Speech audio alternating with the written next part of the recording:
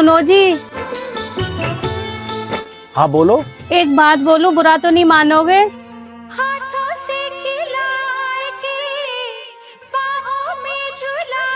कैसी बात कर रही हो रूबी? भला मैं तुमसे किस बात का बुरा मानूंगा? बोलो क्या बात है।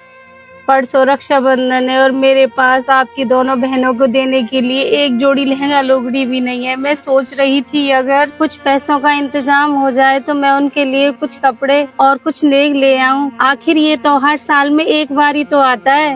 रूबी तुम तो अच्छी तरह जानती हो, पहले मेरा होटल हाईवे पर था, गाड़ियाँ आती जाती रहती थी, ग्राहकों की भी कोई कमी नहीं होती थी। उसी होटल की कमाई से हमारा घर चलता था और उसी होटल के दम पर मैंने अपनी दोनों बहनों का रिश्ता एक अच्छे घर में किया था। लेकिन जब से उस हाईवे पर फ्लाईओवर बना है तो गाड़ियां नीचे आने बंद हो गई और धीरे धीरे ग्राहक भी खत्म हो गए। और एक दिन ऐसा आया कि किराया ना देने के कारण मुझे अपना होटल खाली करना पड़ा। आज 1 साल से घर पर खाली बैठा हूँ, रोज काम की तलाश में निकलता हूँ लेकिन खाली हाथ लौट आता हूँ। और अब हालात ऐसे हो गए हैं कि कोई 1 रुपए देने के लिए तैयार नहीं।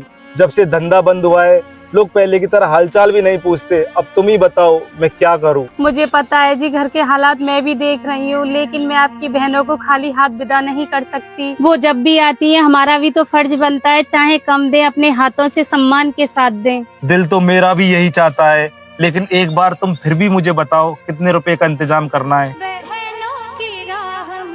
2 बहनें हैं, एक बहन के लिए 1200 की लुगड़ी, 1000 का लहंगा, 200 की कमीज और 100 हाथ पर नेक, तो कुल मिलाकर एक बहन के लिए 2500 रुपए हो गए। दोनों बहनों का सब मिलाकर 5000 रुपए का खर्चा आएगा। सुनो जी, 5000 तो कम से कम चाहिए। 5000 रुपए? रूबी 5000 रुपए मेरे लिए अब 5 लाख के बराबर है। जी 5000 रुपए से तो कम में कुछ नहीं हो पाएगा। कौन भला? चंगीलाल भैया से बात कर लो, वो आपके पुराने दोस्त हैं, हो सकता है वो आपकी कुछ मदद कर दे। दोस्त? जब जेब भरी थी तो सब मेरे थे, अब तो फोन की घंटी भी उन्हें भारी लगती है।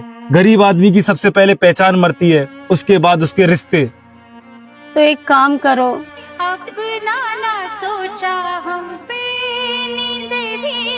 ये लीजिए, इसे ले जाइए और बेच दीजिए, और इससे जो पैसा मिले उससे अच्छे से रक्षाबंधन भी बना लेंगे और बचे पैसों से कुछ छोटा मोटा काम शुरू कर लीजिए। मुझे यकीन है एक दिन फिर सब पहले जैसा हो जाएगा। पागल हो गई हो क्या रूबी? मैं पहले ही तुम्हारे सारे जेवर बेच चुका हूँ, बैंक का लोन चुकाते चुकाते, और अब यही एक मंगलसूत्र बचा है, इसे भला मैं कैसे बेच दूं? ये सोने का गहना नहीं, ये तो तेरे सुहाग की इज्जत है। इसे बेचने की हिम्मत भला मुझ में नहीं है रूबी, नहीं है। ऐसा करता हूँ, मैं अपनी दोनों बहनों को फोन कर देता हूँ और उनसे कह दूंगा कि इस बार हमारी मजबूरी है, हम रक्षाबंधन नहीं मना पाएंगे। उन्हें मेरी हालत पता है, वो बुरा नहीं मानेंगी, लेकिन मैं तुम्हारे गले से ये आखिरी निशानी नहीं उतार सकता रूबी।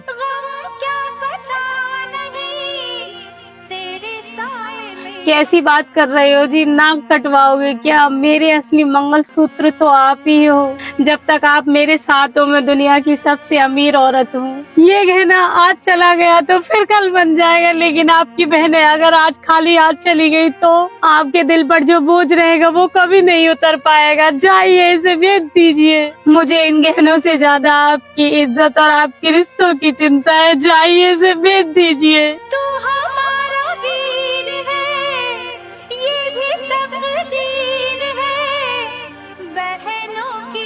मैं जब तक ऐसे ही नकली गहनों से काम चला लूंगी।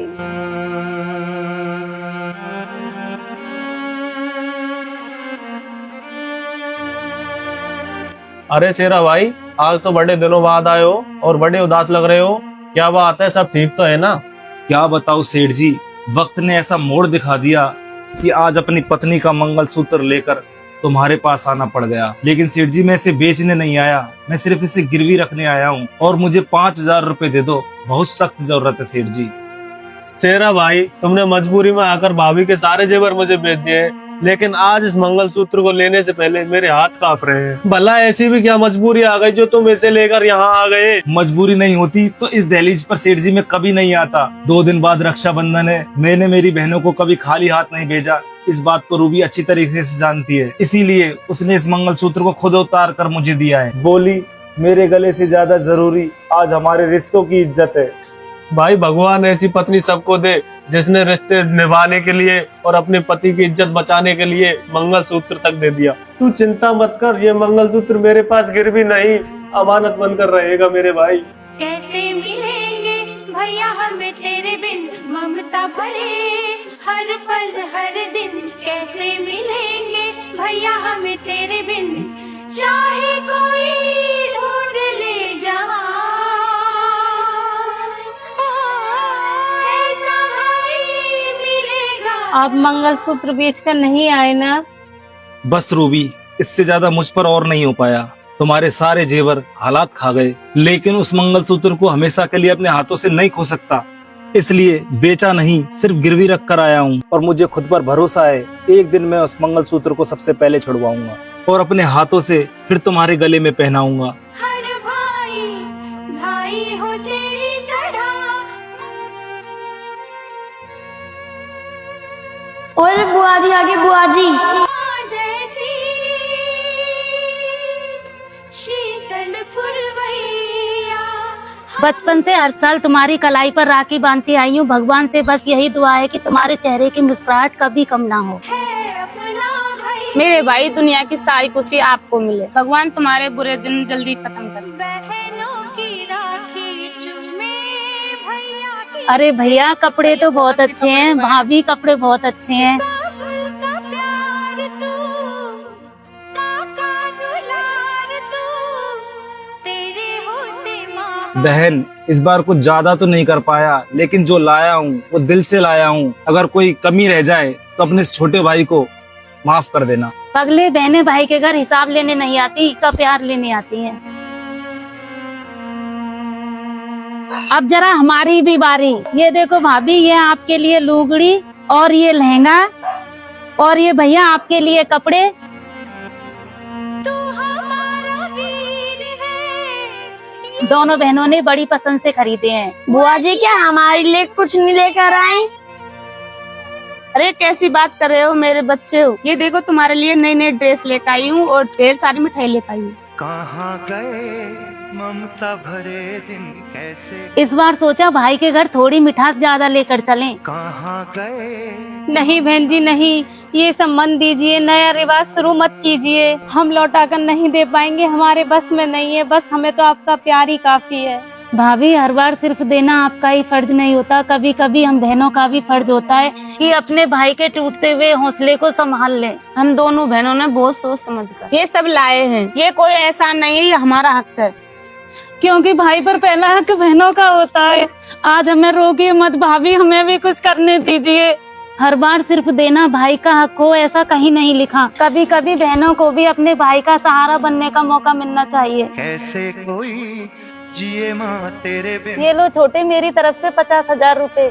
और मेरी तरफ से भी 50,000। ओ माँ तुझे ढूंढूं मैं कहाँ। अब नया काम कर छोटे, और इससे भी ज्यादा जरूरत पड़े तो हमें बिना सोचे समझे फोन कर देना। नहीं बहन नहीं, मैं ये पैसे नहीं ले सकता। मुझ पर इतना बड़ा एहसान मत कर। मैं ये पैसे लेकर कैसे जी पाऊंगा? मुझे पाप का भागीदार मत बना मेरी बहन। बहुत बड़ा हो गया है तू। जब बचपन में हमारे हिस्से की रोटी खा जाता था तब ऐसा नहीं लगता था। जब तो तू हम दोनों से कहता था दीदी आधी रोटी तुम खाओ, आधी रोटी मैं खाऊंगा, और आज हमारी बारी आई तो ऐसा और पाप याद आ गया। तुम हमारे भाई ही नहीं, हमारी माँ के आखिरी निशानी हो। माँ की भाभी, इसे पहचानती हो? कौन भला दुनिया और छोटे, तू पहचानता है इसे? ले सका कोई कह दे। चाहे कोई ढूंढ ले जहां। अरे भला हो उस काना सेठ का जिसने फोन करके हमको सब कुछ बता दिया था, वरना तू और भाभी चुपचाप ये दर्द सहते रहते। अरे पगले, एक बार बता तो दिया होता कि तू इतनी परेशानी में है। हम बहनें तुम्हारे इस बुरे समय में मिलकर लड़ती। ऐसा भाई मिलेगा है ये दुआ हर भाई। खबरदार, इसे अब दोबारा गिरमी रखा तो। अभी हम दोनों बहन जिंदा हैं छोटे, हमारे रहते हुए भाभी का मंगलसूत्र गिरमिराए। इससे बड़ी बदनसीबी हमारे परिवार में कभी नहीं हो सकती। मुझे लगता था कि मैं बिल्कुल अकेला रह गया, लेकिन आज समझ में आ गया कि मैं गरीब नहीं था, गरीब तो मेरी सोच हो गई थी। मुझे लगा कि मैं अपने दुख अकेले उठाऊंगा, लेकिन आज मेरी बहनों ने बता दिया कि सच्चे रिश्ते कभी बूढ़े नहीं हो सकते।